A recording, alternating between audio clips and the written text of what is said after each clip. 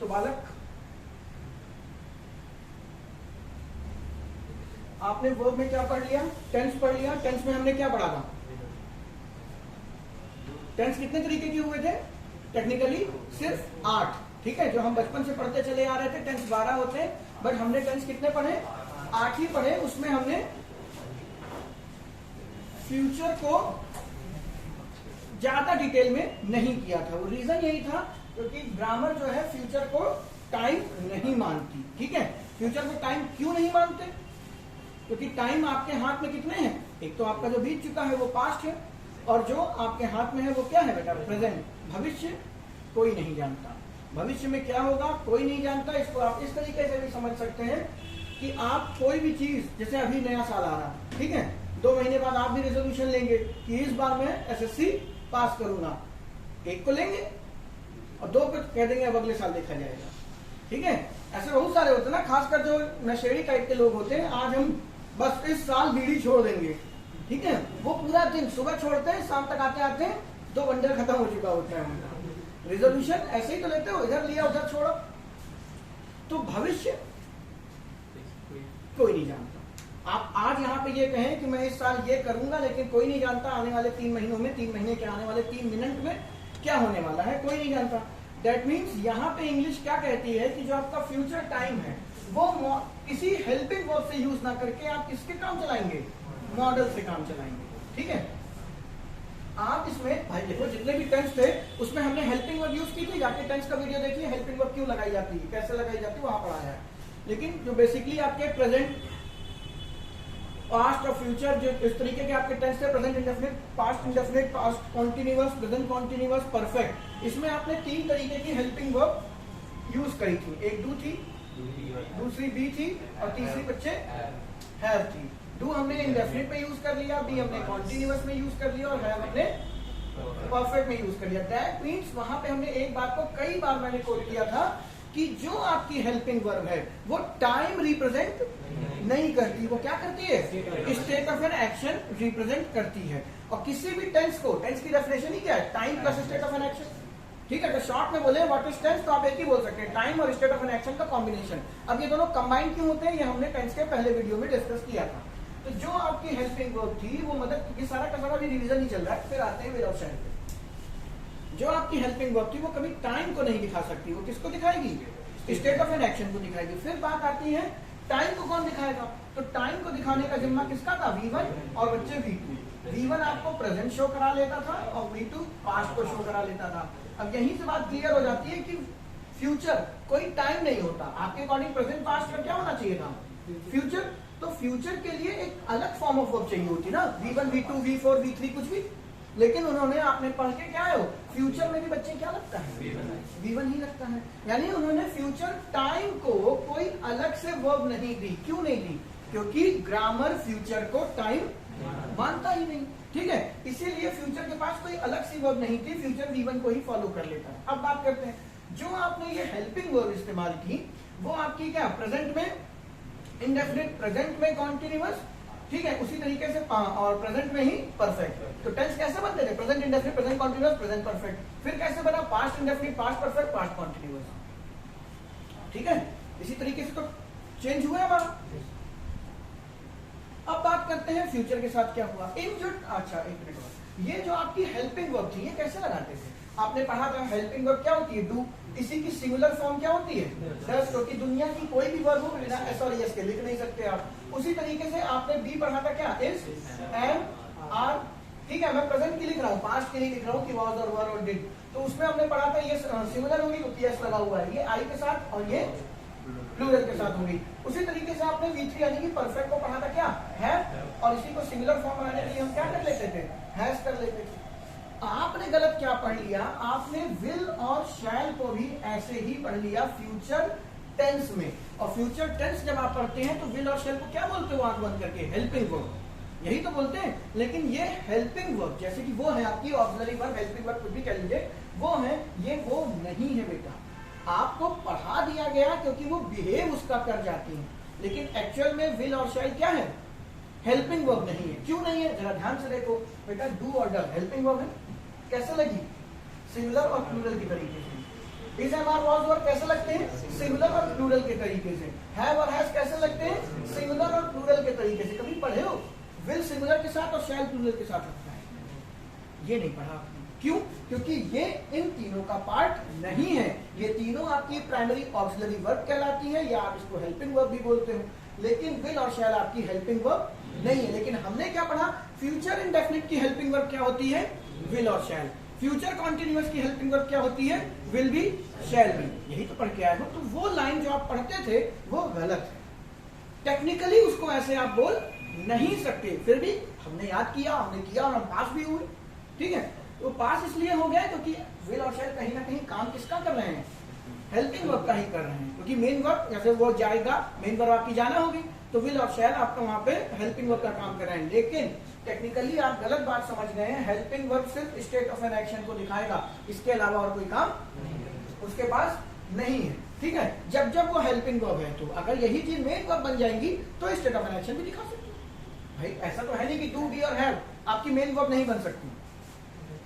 ठीक है, तो उसी तरीके से आपका यहाँ पर भी वही बात थी। लेकिन विल और शैल ये काम नहीं करता। तो हमने जो विल और शैल की डेफिनेशन पढ़ी है वो आपने ऐसे पढ़ी है। आई वी के साथ क्या लगाते हो? सॉरी, आई वी किसके साथ लगता है? शैल के साथ। और ही, शी, जितने भी तीन तमाशे दुनिया के अंदर बचे, आपका इट हो गया, आपका दे हो गया, कोई भी सिंगुलर नाम हो गया, कुछ भी हो गया। ठीक है, कुछ बचा यू, आपका यू हो गया, ये सारे के सारे क्या लग जाते हैं? विल लग जाते हैं। ऐसा क्यों हुआ? ऐसा क्यों हुआ? आपके मन में दो सवाल उठने चाहिए। अभी तक आप क्या पढ़ते चले आ रहे हो?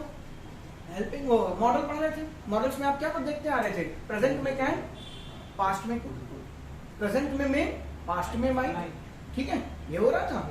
लेकिन यहाँ पे अभी तक जितने भी मॉडल आपने देखे सारे प्रेजेंट और पास्ट को रिफर कर रहे थे ना, फ्यूचर को कोई नहीं कर रहा था। फ्यूचर को रिफर करने के लिए हमारे पास केवल दो ही मॉडल हैं, विल और शैल। ठीक है, फ्यूचर में, और भाई सीधी सी बात है, मूड आप प्रेजेंट और पास्ट में ही दिखाओगे क्या? भविष्य में मूड नहीं दिखा सकते हो। मेरे ख्याल से सबसे ज्यादा मूड तो भविष्य में ही जरूरत है। आज मेरा मूड है, तुम्हारी शादी में जरूर आऊंगा। ठीक है, आज हमारे तुम्हारे संबंध क्या है? मधुर है। लेकिन 3 दिन बाद वो मधुरता में थोड़ी सी कमी आ गई। अब तो जरूर आऊंगा शादी में, मुझे 10 प्लेट खराब करनी है। ऐसे तो एक ही प्लेट खाकर फिर छोड़ते हैं। नुकसान होना चाहिए भाई का पूरा। हमारे अंदर यही तो है। खुन्नस है, कोई बात नहीं, 7 दिन जरूर जाएंगे खाना, लेकिन ये जो कदर फेंकेंगे 20 आदमी खाना अकेले खाएंगे नहीं, खा लो कोई दिक्कत नहीं, फेंक देंगे हम। खैर छोड़ी। तो भविष्य किसी ने नहीं देखा, तो भविष्य में आपको मूड दिखाने की सबसे ज्यादा जरूरत पड़ेगी। मैंने आज तुमसे कहा कि मैं तुम्हारी शादी में आऊंगा, लेकिन हो सकता है मैं शायद ना भी पहुंचू, कि भविष्य मुझे नहीं पता। फॉर एग्जाम्पल, इस बार आप अभी तो घर में प्रॉमिस करके आओ कि इस बार का एसएससी में पास करूंगा, खुद से प्रॉमिस कर रखा है ना, लेकिन क्या भविष्य देखा है? मान लो उसी के 2 दिन पहले डेंगू हो जाए और तुम सीवियर, बहुत अच्छे बच्चे हो, तुम्हारी पूरी तैयारी, एकदम सीवियर कंडीशन में तुम पहुंच गए, तो पेपर ही नहीं दे पाओगे। तो भविष्य आपने देखा? नहीं देखा। तो भविष्य दिखाने के लिए हेल्पिंग वर्ब की जरूरत नहीं है, भविष्य दिखाने के लिए मॉडल की जरूरत है, क्योंकि मॉडल शोज मूड। तो आपने देखा प्रेजेंट और पास्ट बहुत ही ध्यान से बनाई गई ग्रामर है, इसीलिए फ्यूचर को टेंस से हटा दिया जाता है। ठीक है, इसीलिए आप फ्यूचर को टेंस में नहीं पढ़ेंगे। फ्यूचर किसमें पढ़ते हैं? जाके मॉडल्स में पढ़ते हैं। मैं दोनों को ऐड करे दे रहा हूं। आपने टेंस पढ़ ही लिया है, मॉडल्स भी पढ़ लीजिए। इतनी बात क्लियर हो गई? अभी मैंने कुछ नहीं पढ़ा है, सिर्फ इतना पढ़ाया, क्यों आप विल शैल, क्यों आप फ्यूचर को टेंस का पार्ट ना मान के किसमें मानेंगे? मॉडल में मानेंगे। बस इतनी सी बात है। रीजन, अगर ऐसा होता कि फ्यूचर ही टेंस टाइम होता तो उसके लिए अलग से सेपरेट वर्ब बना दी जाती, बट नहीं बनाई गई। ठीक है,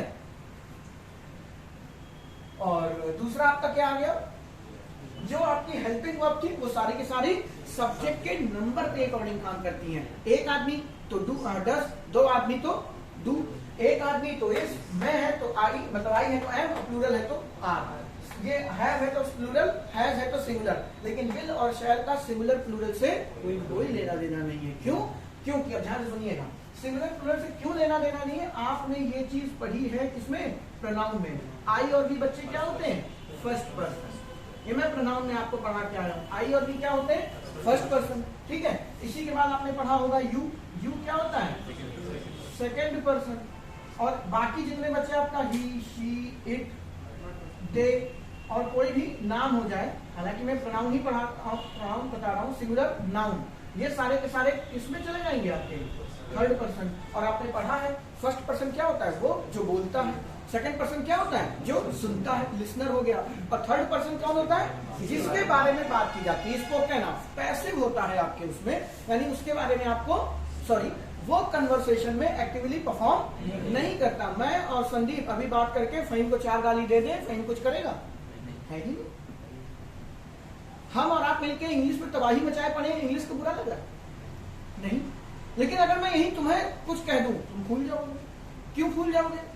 क्योंकि तुम एक्टिवली इन्वॉल्व हो। क्योंकि एक्टिव कौन इन्वॉल्व होता है, जो बोल रहा और बाकी जो सुन रहा, दो ही बंदे होते हैं। होता नहीं मोहल्ले में 2 आंटियां आपस में बात कर रही थी, खलक लड़का देखा तुमने, दिन भर पढ़ता रहता है, फिर फेल हो गया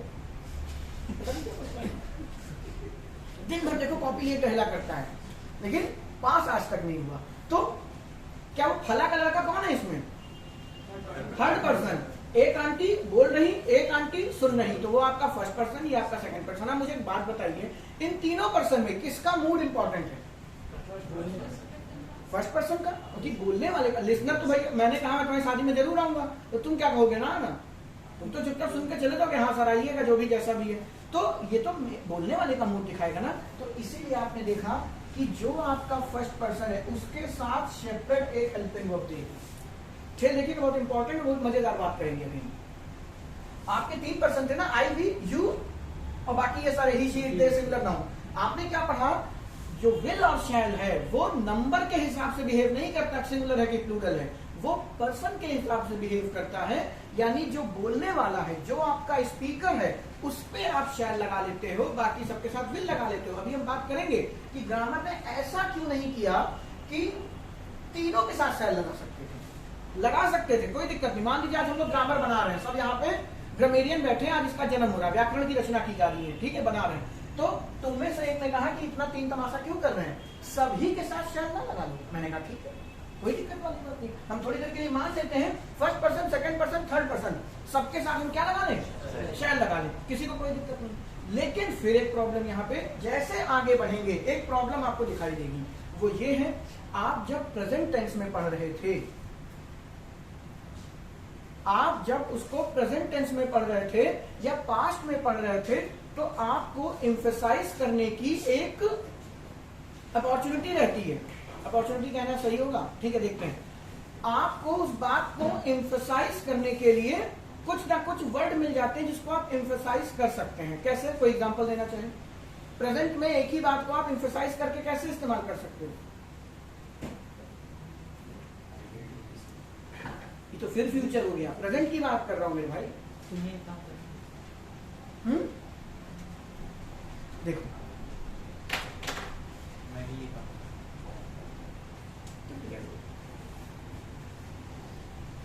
तुम्हें वहां जाना चाहिए, यू शुड गो देयर, कल ही पढ़ा, ठीक है।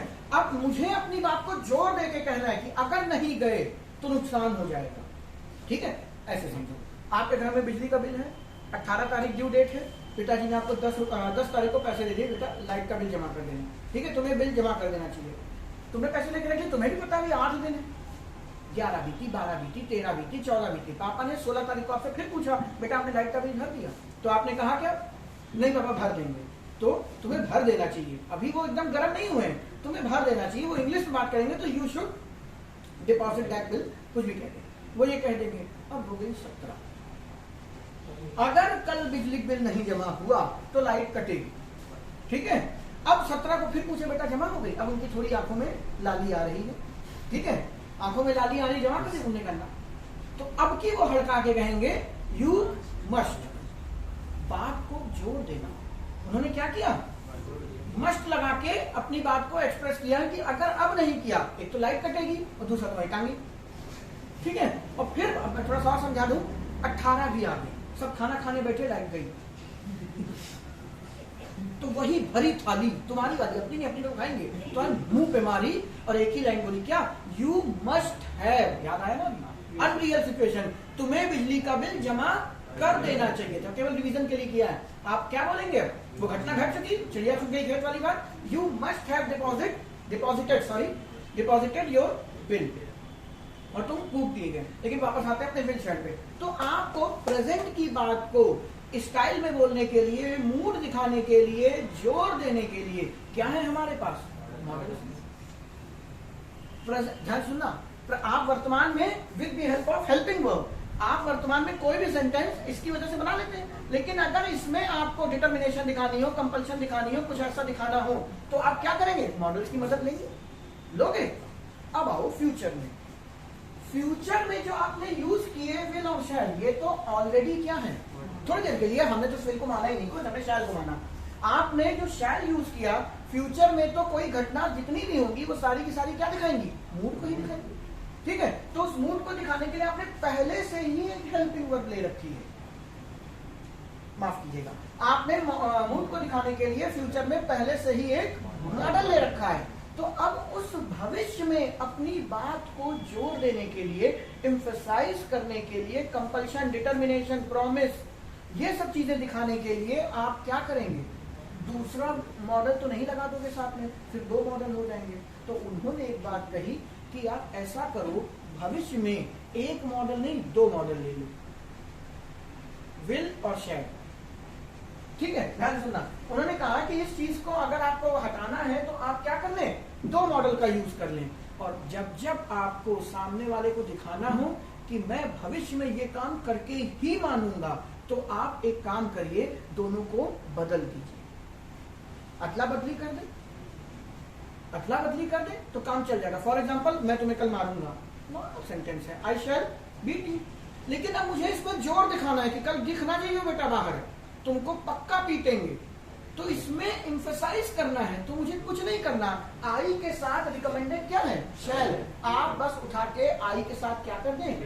विल कर। इसीलिए ये दो हैं, बाकी सब एक हैं। जैसे कैन, कोई दूसरा नहीं है, उसका पास्ट फॉर्म है बच्चे, कैन और कैनवा, ऐसा तो बना नहीं। मे और मेवा खा ही लेते हैं, ऐसा तो बना नहीं। लेकिन विल और शैल हैं। इसको बिल्कुल ऐसे समझ लो, दो घर के छोटे बच्चे हैं आपस में, अरे दिवाली आ रही, ठीक है, तो मार चेपो, मम्मी पापा पीछे पड़े, मम्मी कपड़े पुराने, नहीं समझदार आदमी हो, ये नहीं कह रहा हो कि कपड़े हमको नए ले दो, ये देखो ना यहाँ फट गया, खुद कैंची से मारे पड़े थोड़ा सा, कपड़े बदल दो, मिट्टी लगाए, मम्मी कपड़े गंदे हो गए, स्कूल की ड्रेस गंदी हो गई, कपड़े बदला दो। बड़ा मम्मी बहुत स्मार्ट, प्यार से बुलाई, दोनों लोग कपड़े उतारो, ठीक है, मैंने मारा नहीं बेटा, उतारो, गई धो के आए। समझ गए ना क्या कहने वाला? क्या इसके वाले तुम पहन, इसके वाले तुम पहन, पैसा भी मिला, मम्मी स्मार्ट थी, पैसा मिला। तो कई बार होता नहीं, छोटे मतलब भाई बहन में ज्यादा अंतर नहीं है, मतलब भाई भाई बहन बहन में ज्यादा अंतर नहीं है। तो स्कूल कहीं जाते हो तो कैसे आदमी सोचता डेली कपड़े बदल के आ रहे, लेकिन है इसके पास भी 3 जोड़ी, उसके पास भी 3 जोड़ी, हफ्ते में दिन स्कूल जाना 6 ही, या कोचिंग जाना 6 ही, बस ये यही है विल और शैल। विल और शैल एक दूसरे का कपड़ा ही पहन लेते हैं ताकि सामने वाले को समझ जाए इस बार घटना में, इस बार सेंटेंस में कुछ अलग है। और वो अलग क्या है? जोर देना। कुछ अलग क्या है? इसी बात को एम्फसाइज करना। बुक इस बात को 5 पॉइंट के थ्रू दिखाती है। पहला आपका दिखा होगा, विल और शैल इंटरचेंज हो जाते हैं। बात समझ पाए? विल और शैल क्यों बनाए गए? इसीलिए बनाया गया है, भविष्य में कंपल्शन दिखाने के लिए, डिटर्मिनेशन दिखाने के लिए आप क्या करोगे।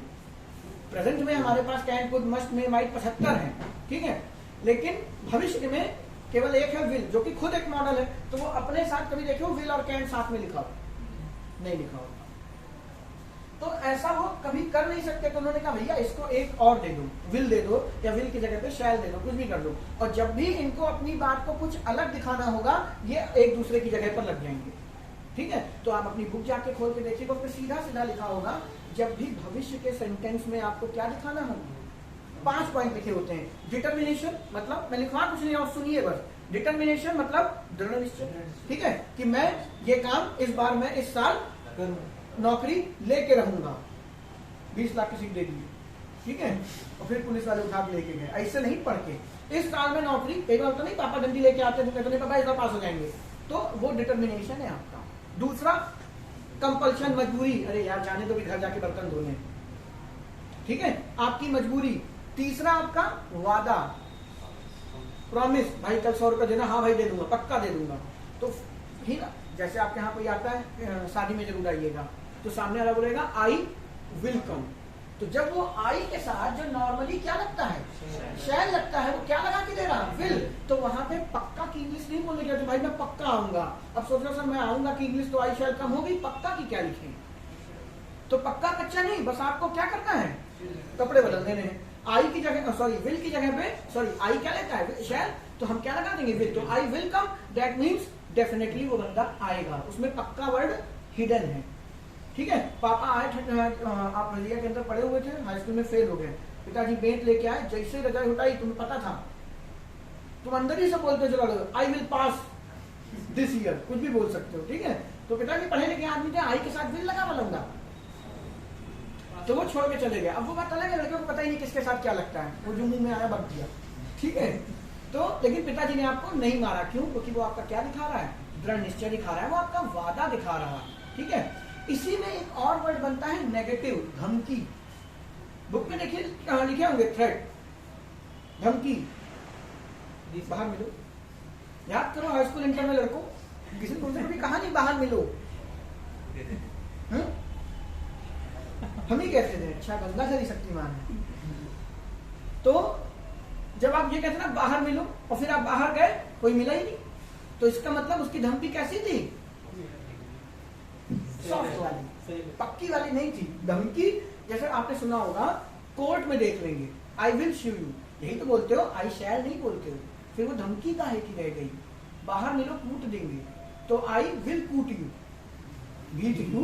ठीक है, तो आई के साथ आप क्या लगाओगे, विल लगाओगे। अब ये नहीं कि मैं सारे एग्जांपल आई के ले रहा हूं, अगर यू है तो यू के साथ क्या लगना चाहिए, विल, आप क्या लगाएंगे, शैल लगाएंगे। मतलब कहीं पर भी भविष्य में आपको क्या, अब देखो आपकी बुक में 5 पॉइंट होते हैं, डिटर्मिनेशन, कंपल्शन, प्रॉमिस, एडवाइस और थ्रेट। आप बुक उठा के देखिए, आपको 5 मिलेगा, लिखा होगा कि फ्यूचर टेंस में जब भी आपको डिटर्मिनेशन, कंपल्शन, थ्रेट, प्रॉमिस और एडवाइस शो करनी होगी, तो आपका जो आई और सॉरी विल और शैल है, ये इंटरचेंज हो जाते हैं। मतलब जिसके साथ विल लगना चाहिए वहां शैल लगेगा, जिसके साथ शैल लगना चाहिए वहां विल लगेगा, ऐसा बुक में लिखा होता है। लेकिन सच बताएं ऐसा है नहीं।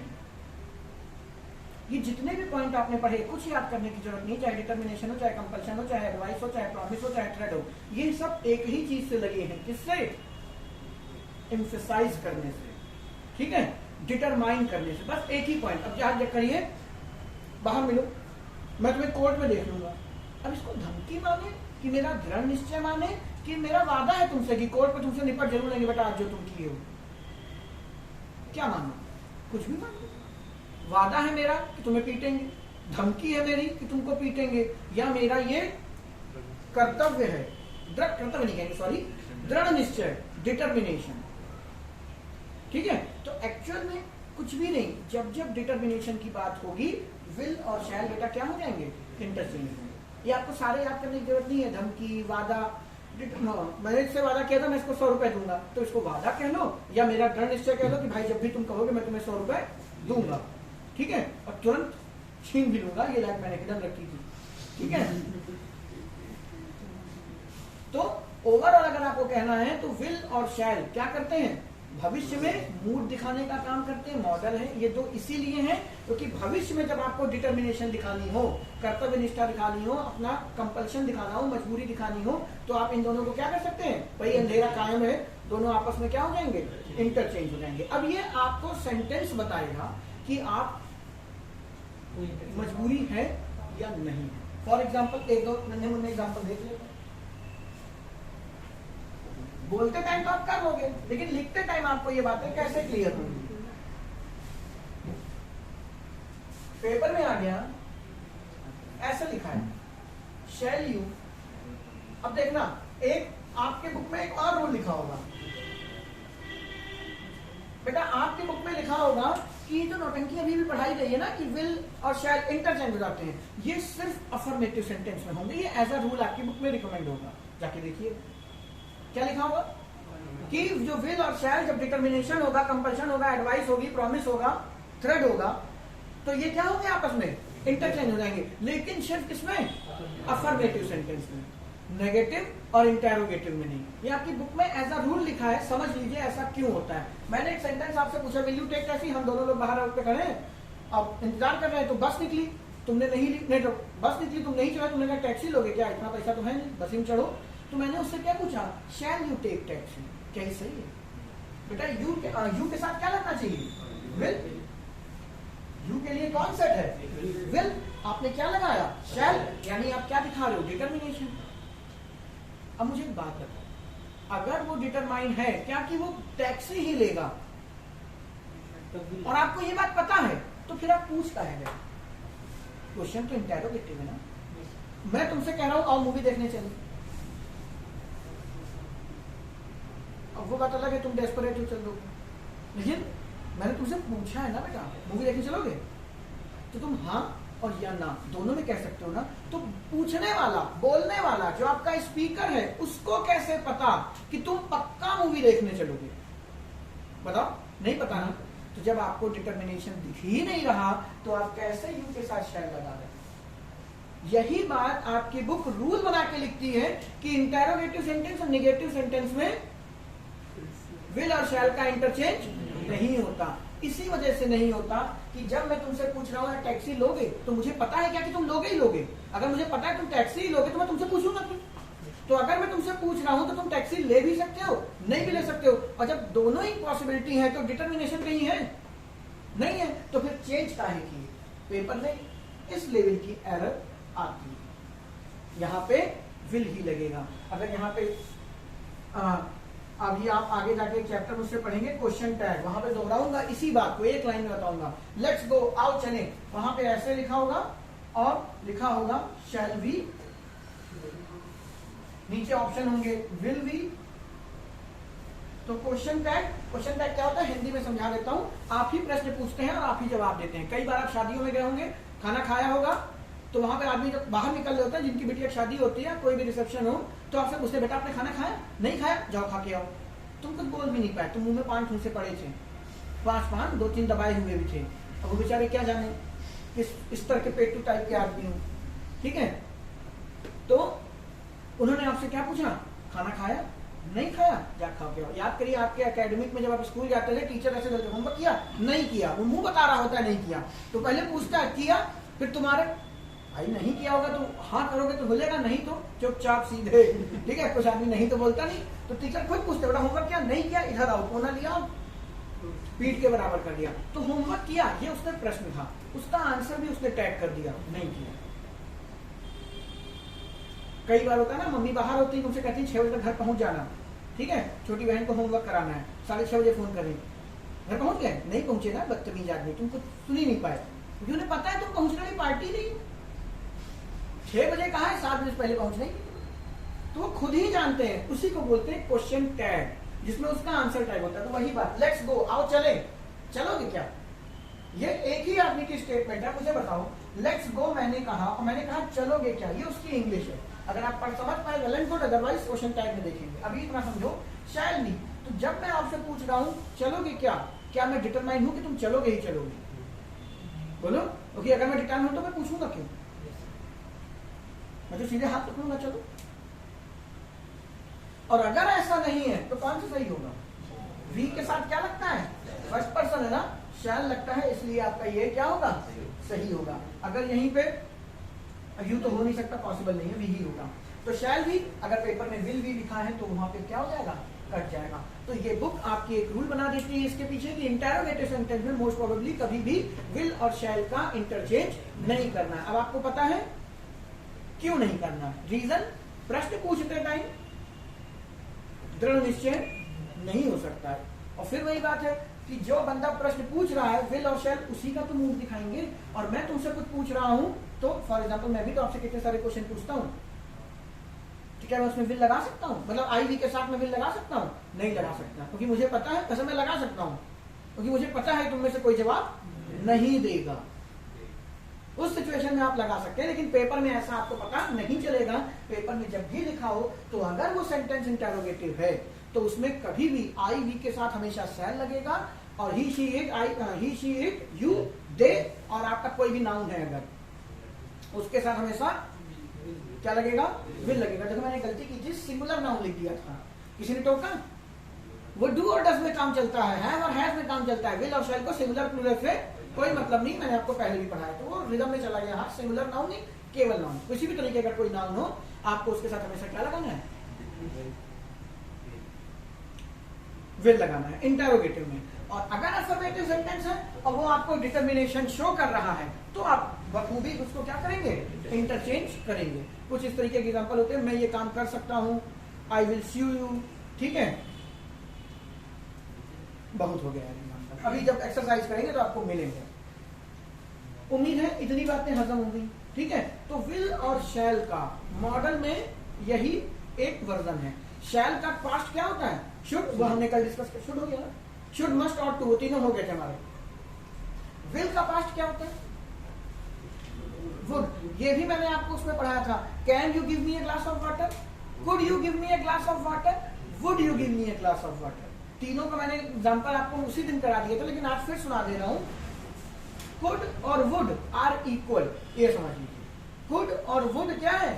इक्वल है, बस थोड़ी सी रेजिस्टेंस कुड की कम होती है। कैसे बताता हूं? दोनों ही प्रेजेंट में यूज किए जा सकते हैं विनम्र निवेदन के लिए, पोलाइट रिक्वेस्ट के लिए। एज इट इज लाइन आपकी बुक में लिखी हुई है, कुछ नया नहीं पढ़ा रहा हूं। एज इट इज आपकी बुक में लिखा हुआ है कि वुड का यूज पोलाइट रिक्वेस्ट के लिए किया जाएगा, कुड का यूज पोलाइट रिक्वेस्ट के लिए किया जाएगा।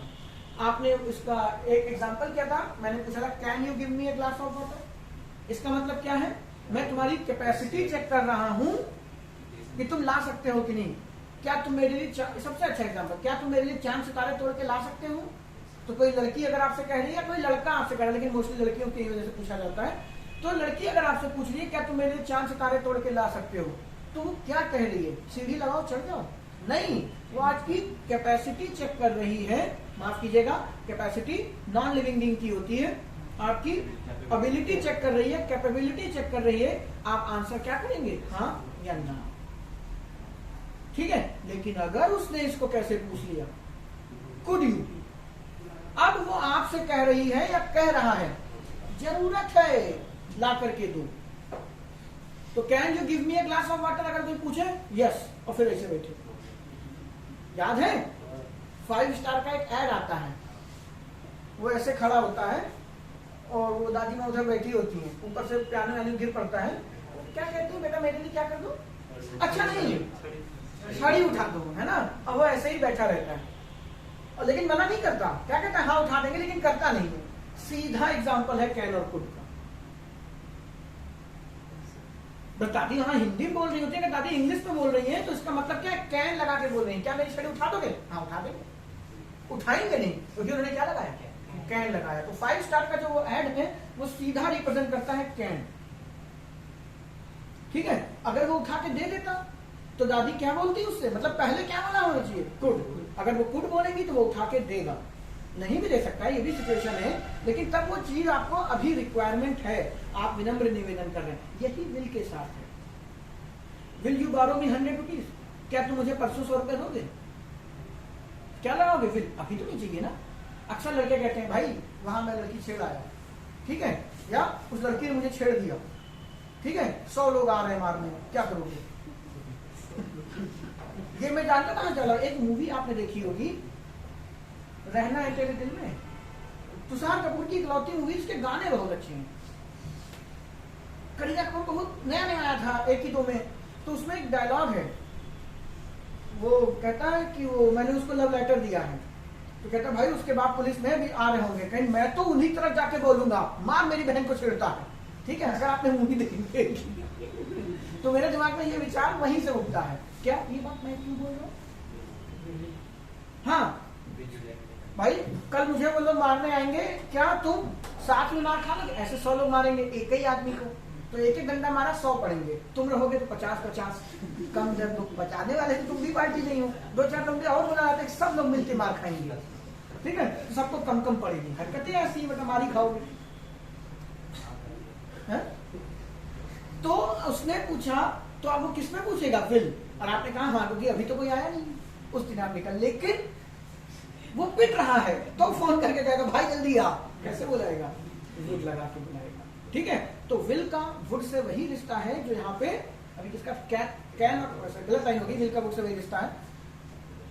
जो कैन के लिए कुड करता है वही यहाँ पे वुड कर रहा है। और आपके पेपर में एक चीज बहुत अच्छे से लिखी होती है, वुड और कुड के साथ वाली क्लॉज में, ये मोस्टली फिलर्स में आते हैं, प्लीज टर्म जरूर होगा। अभी हम एक्सरसाइज करेंगे ना, ये छोटी छोटी बातें मैं आपको दिखवाऊंगा कि यहाँ पे देखिए कुड लगा है, नॉर्मल सेंटेंस भी आप पढ़ेंगे तो आपको कहीं ना कहीं 90% प्लीज जरूर दिखाई देगा। Could you please give me a glass of water.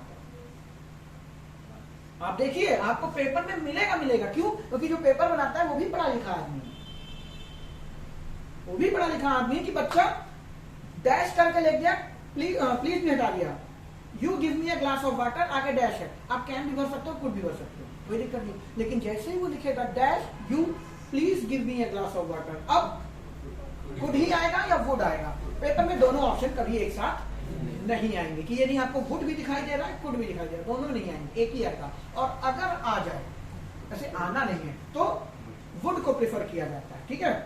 लेकिन ऐसा होगा नहीं, वो भी पढ़े लिखे आदमी होते हैं, ऐसा वो करेंगे नहीं। तो वुड भी आपका क्या है, पोलाइट रिक्वेस्ट को दिखाएगा वर्तमान समय में, इसका फ्यूचर से कोई लेना देना नहीं। जैसे आपका कुड दिखाएगा प्रेजेंट में पोलाइट रिक्वेस्ट में, वैसे ही आपके विल और शैल भी है। विल और शैल क्या दिखाएंगे, फ्यूचर में मूड को। और अगर वही सेंटेंस में क्या है आपका, एम्फेसाइज कर रहे हैं, आप उस बात को जोर दे रहे हैं, वो चाहे किसी से वादा कर रहे हो, चाहे किसी को सलाह दे रहे हो, चाहे किसी को धमकी दे रहे हो, चाहे कोई मजबूरी दिखा रहे हो, या वो आपका दृढ़ निश्चय, सारे के सारे एक ही पॉइंट है, बस उसको बाइफरकेट करके अलग अलग कर दिया गया, लेकिन मान लेते हैं एक ही है, या आप अलग अलग भी पढ़ लो, कोई दिक्कत वाली बात नहीं, बस ध्यान रखें। तब आपको विल और शैल क्या हो जाएगा, इंटरचेंज, आई वी के साथ विल लगने लगेगा, बाकी सबके साथ शैल लगने लगेगा। लेकिन वही चीज अगर इंटेरोगेटिव में आ गई तो रटना नहीं कि बुक में लिखा है कि इंटेरोगेटिव में तो नहीं लगेगा। क्यों? क्योंकि इंटेरोगेटिव में मूड दिखाएगा कौन, बोलने वाला। और जब बोलने वाला ही प्रश्न पूछ रहा है तो डैम श्योर उसको पता नहीं कि सामने वाला इस बात के लिए डिटरमाइन है कि नहीं, कि वो टैक्सी से ही जाएगा, मेरे को तो नहीं पता, तभी तो मैंने पूछा। तो मैं यू के साथ शैल नहीं लगा सकता, मैं विल लगा सकता हूँ। क्लियर है ना? इससे ज्यादा विल और शैल में कुछ होता नहीं। ज्यादा पोलाइट क्या होती है बेटा, एक आदमी आपसे मान रहा, तुमने एक बार हटा दिया, नहीं लेंगे, और एक चिपका पड़ा है तुमसे, जब तक दोगे नहीं। एक जोक याद आ गया, एक महिला गई, अब महिला लड़के बुरा मत मानना, जोक है। महिला गई दुकान में सामान खरीदने, घड़ी 1000 रुपए की घड़ी, उसने कहा 1000 रुपए की है, 10% डिस्काउंट 910 में मिल जाएगी। 1000 का डिस्काउंट 10% कितना हुआ, 900 हो गया, 90 बेटा 100 हुआ ना, तो डिस्काउंट बोलो ना, उनको कंफ्यूज क्यों कर रहे हो। यही होता है ना, ऑब्जेक्टिव टाइप पेपर आप इसीलिए नहीं कर पाते क्योंकि जो मैं सोच रहा हूँ, आप वैसे करे। बच्चे ने मूवी का एग्जांपल बहुत बढ़िया दिया था, कौन था वो, दृश्यम। मैंने सिर्फ सोचा था लेकिन उसने वो रीड कर लिया। आप ये रीड नहीं कर पाते कि मैं पूछ क्या रहा हूँ आपसे। 10% डिस्काउंट बोला, तुम सीधे उसका सेलिंग प्राइस बता डाल रहे हो। खैर छोड़ो, 900 रुपए थे, ये 900 मिल जाएंगे, कहने भैया 500 देंगे। अब वो बैठ गई दुकान पे, जाने को तैयार नहीं, 500 उनको। आखिर भैया सुबह दोपहर हो गई, झक मारते हो, परेशान हो जाते, ले जाओ 500, कहने 100 में क्या बदतमीज औरत भाई। ठीक है, यहाँ पे महिलाओं को इसलिए रख रहे हैं, आदमी होता है ना 2 थप्पड़ मार के भगा देता है, लेकिन महिलाओं के साथ आप ये कर नहीं सकते, कहने 100 में लेंगे। सुबह दोपहर से रात हो गई, ठीक है आप 100 में ले जाओ, फ्री में लेंगे। वो भी खाली है, कोई काम नहीं, फ्री में लेंगे। दुकान बंद करने का टाइम हो गया, कह रहे बहन जी ले जाओ, कहने मैं 2 लूंगी। ठीक है, एक मिनट, ये जोक आया तो दिमाग में, किस लिए आया? हाँ, ये अब यार व्यवहारिक भाषा में संभव है, तो ये कोई नहीं डिसाइड कर पाएगा ज्यादा पोलाइट। आपका पेपर में पेन खत्म हो गया तो पोलाइट रिक्वेस्ट होगी, अब इसमें ज्यादा या कम क्या। आज तुमको किसी ने वादा कर रखा है तुम्हें कॉफी पिलाने जाना है, तुम्हें बाइक चाहिए, आज पिताजी बाइक है तुम्हारे पास, लेकिन आप पिताजी की पंचर थी, वो लेकर चले गए, अब बिल बिला रहे हो घर में। तो आप जब दोस्त से मांगोगे भाई दे दे दे दे दे दे, तो वो क्या है, पोलाइट ही तो है। ये सिचुएशन की ग्रेविटी बताएगी। आपको उसको कॉफी पिलाने जाना है, पड़ोस में एक अंकल के अटैक पड़ गया, आपको बाइक चाहिए, तो आप उससे मान रहे हैं, आंटी जी खुश हो रही, बच्चा बाइक लेके आ रहा, तुम लेके निकल गए कॉफी पिलाने। ये तुम्हारी ग्रेविटी डिपेंड करता है, जरूरी क्या है, अंकल का अटैक के सामने वाले कॉफी। ये सिचुएशन बताएगा बेटा, ये पर्सन टू पर्सन यानी कि सेंटेंस टू सेंटेंस वेरी करेगा क्या पोलाइट है और क्या नहीं, ये आपको सेंटेंस खुद बताएगा। इसलिए मैं कह रहा हूँ एक भी सेंटेंस अभी आपको एक्सरसाइज का नहीं करा रहा। जब एक्सरसाइज करेंगे जब सब कुछ मिक्सअप हो जाएगा दिमाग के अंदर, सारे मॉडल्स और सारे टेंस एक साथ होंगे, तब आप एक एक सेंटेंस को पढ़िए और उसमें एरर भले ही आपको टेंस की मिले, लेकिन वहां पे आपको देखना है कुड लगा है तो प्लीज है कि नहीं, आपको पहचानना है कि यहाँ कैन लगा है, एरर कैन की नहीं है, लेकिन आपको पता होना चाहिए कैन क्यों लगा, उसी को प्रैक्टिस कहते हैं। ना कि आपको पता है कि ये टेंस की एरर है तो आप इसमें एस और यस ढूंढ रहे हैं, इज एम आर ढूंढ रहे हैं, वॉज और वर्ड ढूंढ रहे हैं, ढूंढिए नो डाउट, लेकिन उसके अलावा जो जो चीजें उसमें इंप्लीमेंट हुई हैं वो हुई हैं तो क्यों हुई हैं। जब तक आप ये नहीं सीखेंगे एक एक सेंटेंस में, तब तक आप कोई भी केमिस्ट्री का क्वेश्चन करते हो उसमें से 4 ऑप्शन लिखे होते हैं, एक सही है, उससे फर्क नहीं पड़ेगा, 3 जो गलत है वो किसके लिए यूज होते हैं वो भी आपको पता हो, तो आप एक क्वेश्चन से 5 आंसर बना सकते हैं, आपको नॉलेज आपका बढ़ेगा। ठीक है, तो ये हर चीज में, अब वो क्या भी है, एक सही है बाकी के 4 की मीनिंग क्या है ढूंढो। जरूरी थोड़ी है कि वही क्वेश्चन ऐसे कैसे पूछ लिया जाएगा, तो आपको अपना नॉलेज बढ़ाना है तो इसी तरीके से बढ़ाना होगा। मैं इसीलिए आपको एक्सरसाइज यहाँ पे नहीं करा रहा, लास्ट में करेंगे जब दोनों चैप्टर कंप्लीट हो जाएंगे हमारे, वो नहीं वाले हैं। विल और शैल टाइम बताओ पहले, 8:30 हो गया। अब एक दिमाग में जोड़ डालें, और कुछ बचा है विल और शैल में। अब बाकी आपका विल बेटा क्या है, नाउन भी, जैसे कैन था नाउन भी है, एडजेक्टिव भी है, क्या विल पावर, तो पावर। ठीक है, और बताओ आई एम विलिंग। अच्छा हाँ देखो एक चीज और दिमाग में आई, अक्सर आपने जब आप किसी 4 बुजुर्गों में बैठे होते हो, आप किसी मीटिंग में बैठे होते हो और आपका डेजिग्नेशन थोड़ा नीचे है, फिर भी आपको बोलना चाहते हैं तो आप ऐसे नहीं मुंह खोला और भक्क से बोल दिया।